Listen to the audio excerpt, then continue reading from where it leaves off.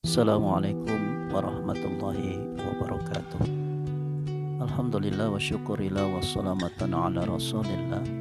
La haula wa la quwata illa billah. Bersyukur karena Allah subhanahu wa ta'ala, kiranya Allah pertemukan kita dalam kondisi yang sehat walafiat. Anak-anakku sekalian, pada kesempatan kali ini kita akan membahas materi tentang pelajaran pendidikan agama Islam dan budi pekerti dalam subtema meneladani nama dan sifat Allah Subhanahu wa taala. Anak-anakku sekalian dirahmati Allah Subhanahu wa taala, sebelum kita masuk kepada materi kita, Bapak ingin menyampaikan kepada kita tentang tujuan pembelajaran kita pada hari ini. Tujuan pembelajaran kita pada hari ini adalah melalui metode discovery learning. Diharapkan kalian dapat memahami sifat dan makna nama Allah Subhanahu wa ta'ala yang berkaitan dengan Al-Alim, Al-Khabir, Al-Sami, dan Al-Basir. Kemudian tujuan pelajaran yang kedua, melalui teknik diskusi yang kalian lakukan, diharapkan kalian dapat menampilkan perilaku percaya diri, tekun, teliti, menjadi pendengar yang baik dan visioner. Kemudian tujuan pembelajaran yang terakhir adalah bahwa melalui metode PJPL yang kalian lakukan, diharapkan kalian dapat membuat sebuah produk, yaitu sebuah poster atau peta konsep mengenai sikap beriman kepada Allah Subhanahu wa taala melalui Al-Asma Al-Husna. Baik, anak-anakku sekalian, kita akan masuki pokok pembahasan yang berikutnya, yaitu tentang nama-nama indah bagi Allah.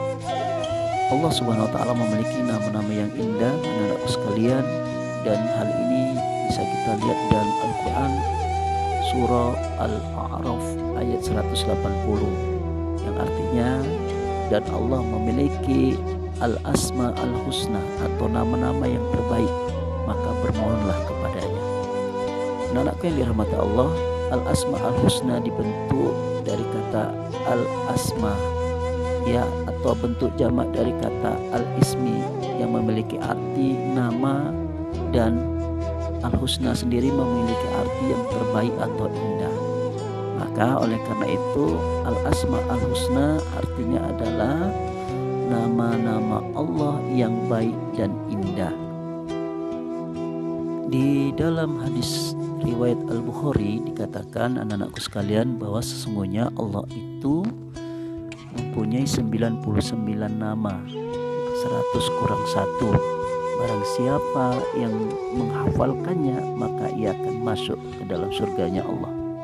Ya, maksud dari hadis ini adalah bahwa kita dimotivasi untuk tidak hanya sekedar menghafal Asmaul Husna, tetapi tentu yang lebih baik kita harus mampu memahami dan merenungkan dan dapat menerapkan nilai-nilai yang baik, yang agung yang ada pada Al-Asma Al-Husna itu. Kemudian yang kedua adalah mengenal Allah Subhanahu wa ta'ala melalui beberapa lafal Al-Asma Al-Husna. Ya, nanti ada yang kita bahas itu tentang Al-Alim, Al-Khabir, Al-Sami, dan Al-Basir. Ya, dari keempat ini mudah-mudahan kita bisa menerapkannya dalam kehidupan sehari-hari. Apa Al-Alim? Al-Alim adalah artinya Allah maha memiliki pengetahuan yang luas, yang jelas, ya, dari sesuatu yang paling kecil yang tak nampak sampai sesuatu yang besar. Dan Allah Subhanahu wa ta'ala maha mengetahui segala sesuatu yang telah dan akan terjadi. Semuanya itu tidak luput dari pengetahuan Allah Subhanahu wa ta'ala. Kemudian yang selanjutnya adalah Al-Khabir, artinya maha memberitahu, ya. Al-Quran sebagai kalamullah yang memberikan informasi kepada kita kan kisah-kisah terdahulu, ya.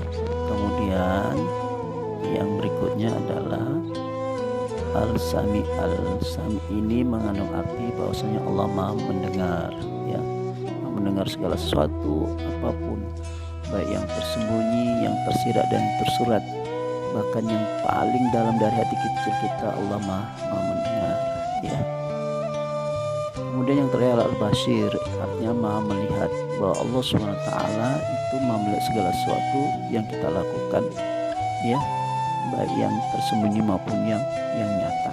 Maka ketika kita meyakini bahwa Allah itu Maha melihat, kita senantiasa merasa terawasi, ya anak-anakku sekalian, sehingga itu yang membuat kita terasa diawasi dan akan selalu melaksanakan apa yang diperintahkan Allah dan menjauhi apa yang dilarang Allah. Dan cerminan perilaku dengan keyakinan kita bahwa Allah SWT melihat apa yang kita lakukan itu terwujud dengan sebuah perilaku ketelitian, mawas diri di dalam setiap pekerjaan yang kita lakukan. Dan yang ketiga, mewujudkan kebaikan hidup sesuai dengan nama dan sifat Allah, ya, Asma al-Husna itu dijadikan sebagai sebuah sarana untuk berzikir, ya, untuk mengingat Allah Subhanahu wa Ta'ala. Maka anak-anakku sekalian, kesimpulan daripada materi ini adalah bagaimana dengan kita mengetahui nama-nama yang terbaik, nama-nama yang indah, Al-Asma Al-Husna, maka itu dapat terefleksikan dalam perilaku kita sehari-hari, ya, bahwa Allah itu Maha memiliki pengetahuan, kemudian Allah itu Al-Khabir yang artinya Maha memberitahu, kemudian Al-Sami yang artinya Maha mendengar, ya, dan terakhir Al-Basir yaitu Maha melihat. Maka oleh karena itu, pada anak-anakku sekalian, mari kita refleksikan dalam aktivitas kita sehari-hari bahwa seluruh aktivitas kita senantiasa dilihat oleh Allah Subhanahu wa Ta'ala. Kini saja materi kita pada hari ini. Insya Allah akan kita lanjutkan dengan materi yang selanjutnya, dan setelah ini Bapak minta kalian mengerjakan tugas yang sudah Bapak siapkan, ya, untuk kalian kerjakan baik dengan secara diskusi bersama dengan teman kalian masing-masing, juga nanti ada tugas individu yang harus kalian lakukan secara mandiri, ya. Jadi itu saja. Terima kasih kepada anak-anakku sekalian atas waktu dan kesempatan dan keinginan kalian untuk mengikuti pelajaran kita pada hari ini. Mudah-mudahan apa yang kita lakukan hari ini mendapatkan barokah dari Allah SWT.